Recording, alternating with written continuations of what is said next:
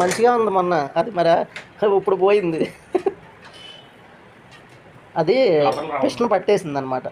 అది ముందు ఏం చేస్తారంటే అది అడ్డం పైప్ అడ్డం తీసుకోండి. అడ్డం తీసుకుంటే వస్తుంది, లేకపోతే ఎలా వస్తుంది? జాగ్రత్త అటు క్యాపిలరీ పట్టుకుని అలాగే తీయాలి. మళ్ళీ అది డబుల్ పని అయింది కదా. అది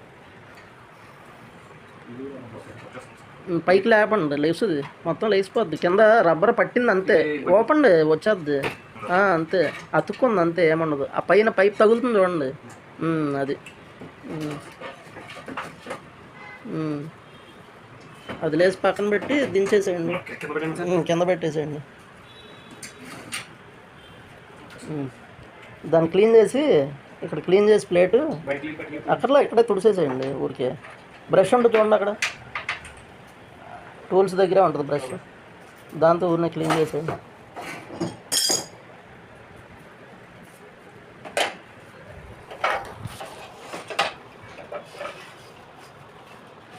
చాట మీద వేస్తారా?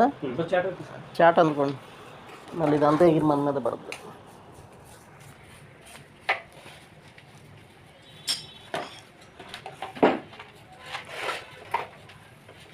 ఇది ఎవరికో కానీ అదృష్టం రాదు, కంప్రెసర్ మార్చే అదృష్టం. ఇన్వర్టర్లో కూడా ఉన్నట్టుంది, చూడాలి.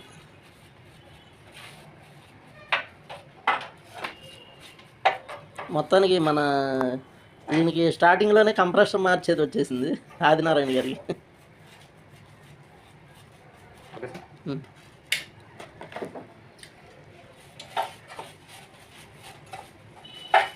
కాకపోతే ఇలా మారిస్తే బాగా తెలిసిపోయింది కదా అవుట్డోర్ గురించి.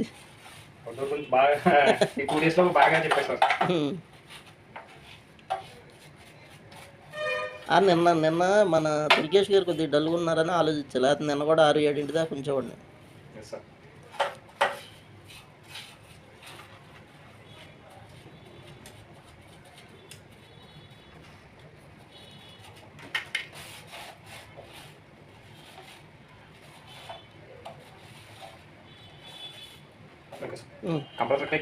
ఎక్కించేసుకుంటే బ్రేజింగ్లు కూడా చేసేయండి అక్కడ, ఇంకేమన్నా.